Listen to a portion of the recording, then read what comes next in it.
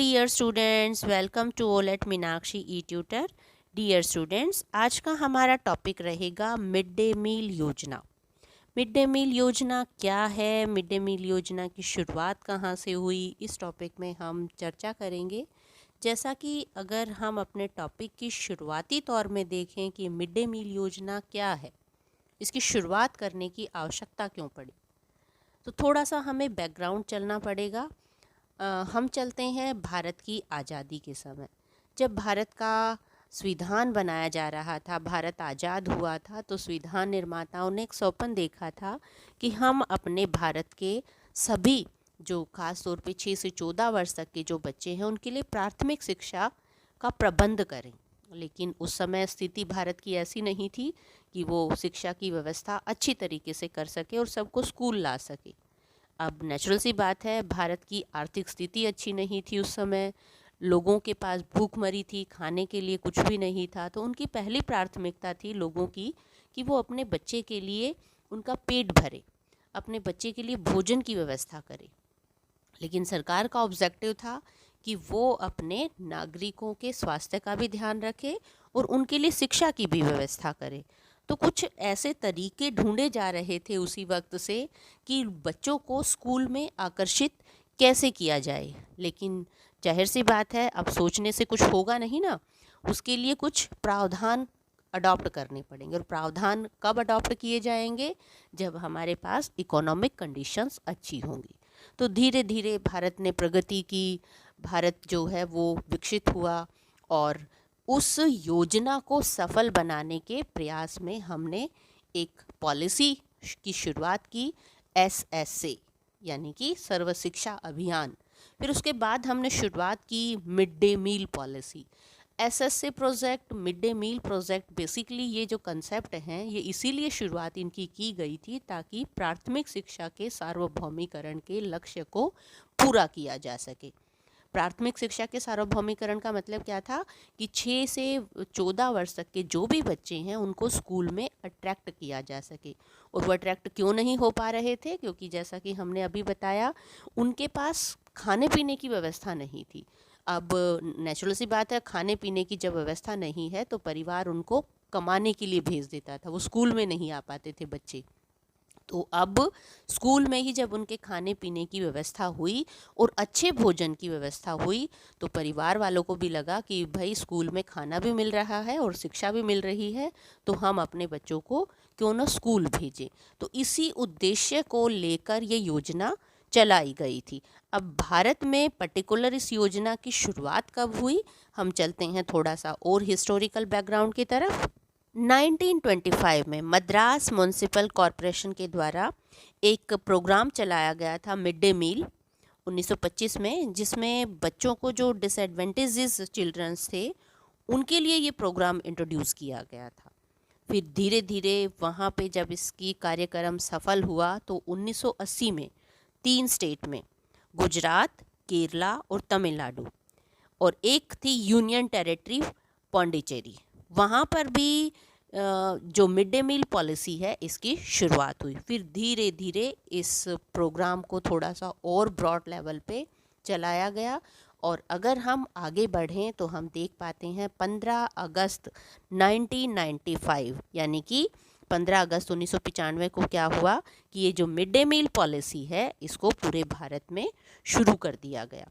इस योजना को शुरुआत में पौष्टिक आहार सहायता का राष्ट्रीय कार्यक्रम का इसका नाम दिया गया। और इसका ऑब्जेक्टिव क्या था कि जो सरकारी स्कूल हैं उसमें प्राथमिक विद्यालयों में पढ़ने वाले बच्चों की शिक्षा के साथ साथ पोषण युक्त भोजन मिल सके। अब ऐसे में जो पेरेंट्स हैं उनको प्रेरित करना इसका ऑब्जेक्टिव था कि भाई वो अपने बच्चों को इस योजना से प्रेरित होकर, प्रभावित होकर अपने बच्चों को स्कूल में भेजें। और अगर हम इस योजना को ऑब्ज़र्व करें तो कहीं ना कहीं हम पाते भी हैं कि सरकारी स्कूल के साथ साथ जो सरकारी मान्यता प्राप्त स्कूल हैं, मदरसे हैं, उनमें भी दोपहर का भोजन मिलने लगा और बच्चों की उपस्थिति बढ़ गई।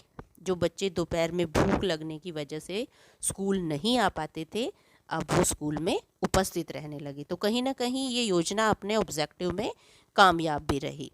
तो मिड डे मील जो पॉलिसी है, मिड डे मील पॉलिसी कि जब हम पर्टिकुलर ऑब्जेक्टिव की बात करते हैं, वैसे तो हमने साथ साथ डिफाइन किया ही है कि इसका ऑब्जेक्टिव क्या था, लेकिन जब हम अलग से इसके उद्देश्य को हाईलाइट करते हैं तो हमें पता लगता है कि इसका उद्देश्य क्या था। बच्चों को शिक्षा के साथ साथ अच्छा स्वास्थ्य भी देना, और जो खास तौर पे गरीब परिवार के बच्चे हैं उनको स्कूल आने के लिए प्रेरित करना।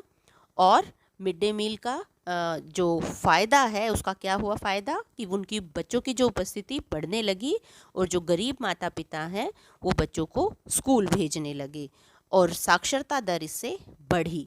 तो इसका ऑब्जेक्टिव यही था कि बच्चे स्कूल आएँ, उनका नामांकन बढ़े, और पर्टिकुलर अगर हम इसको एक पर्टिकुलर बेस दे, डेफिनेशन दे, तो हमारे जो 3 ऑब्जेक्टिव थे शुरुआत में वो इस योजना से सफल हुए। वो 3 ऑब्जेक्टिव क्या थे?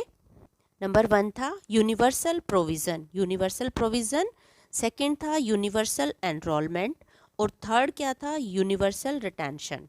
सर्वव्यापी प्रावधान, सर्वव्यापी नामांकन और सर्वव्यापी धारणशीलता। इसका मतलब क्या हुआ? यूनिवर्सल प्रोविज़न का मतलब क्या था कि बच्चों को स्कूल में आना ईजी करना, एनरोल उनका करवाना, और उनको एटलीस्ट वो स्कूल छोड़ के ना जाएं और स्कूल में रहें और 14 वर्ष तक की आयु तक शिक्षा ग्रहण करें। तो इन तीनों ऑब्जेक्टिव को लेके हम जब काम कर रहे थे तो मिड डे मील योजना एक मील का पत्थर साबित हुई, और कहीं ना कहीं इन तीनों बेस को उस योजना ने पूरा करने में मदद की। प्यारे बच्चों, जब हम मिड डे मील की बजट की बात करते हैं तो कहीं ना कहीं एक दिमाग में क्वेश्चन आ जाता है कि ये इतना खर्चा कौन उठाता है? मिड डे मील के भोजन की व्यवस्था करने में किसका ज़्यादा सहयोग है? तो इस योजना का जो बजट है वो बेसिकली डिवाइड होता है। कैसे डिवाइड होता है? केंद्र सरकार और राज्य सरकार दोनों इस खर्च को साझा करती हैं। इस खर्च में जो राज्य सरकार है वो 40 अनुपात खर्च करती है, और जो केंद्र सरकार है उसका 60% खर्च होता है। यानी कि 40% जो है वो राज्य सरकार देती है और 60% केंद्र सरकार द्वारा खर्च होता है। तो मिड डे मील के लिए जो केंद्र सरकार है वो अनाज की व्यवस्था करती है, और जो राज्य सरकार है, राज्य सरकार का काम क्या है कि उनके लिए आने जाने के यानी कि ट्रांसपोर्टेशन का जो खर्चा है, जो इस पे कुकिंग का खर्चा है, उनको मेहनत जो मिलती है, वर्कर्स जो हैं, उसका सारा खर्चा कौन करता है? State government. तो जो खाना बनाने वाले हैं उनका वेतन राज्य सरकार के द्वारा दिया जाता है। तो ये दोनों ही जो हैं, केंद्र सरकार और राज्य सरकार मिलके इस योजना की सफलता में अपनी भूमिका निभाती हैं। जब हम मिड डे मील योजना की गाइडलाइंस की बात करते हैं तो इसके लिए कुछ गाइडलाइंस भी दी गई हैं। क्या गाइडलाइंस दी गई हैं? आगे हम उनकी चर्चा करेंगे। सरकार के द्वारा 2015 में मिड डे मील के लिए जो गाइडलाइंस बनाई गई हैं, अगर हम उनकी चर्चा करें तो सबसे पहले जो गाइडलाइन है वो क्या है कि जो खाना है वो आपको गवर्नमेंट स्कूल में ही मिलेगा। दूसरा, जहाँ मिड डे मील बनाया जाता है वहाँ एक रसोई बनाना होगा, यानी कि आप खुले में खाना नहीं बना सकते, हर एक विद्यालय के लिए मैंडेटरी कर दिया गया। दूसरा, जो खाना बनाने के लिए ईंधन यूज़ होता है उसको सुरक्षित जगह पे रखना होगा, साफ़ सुथरी जगह पे उसको स्टोर किया जाएगा।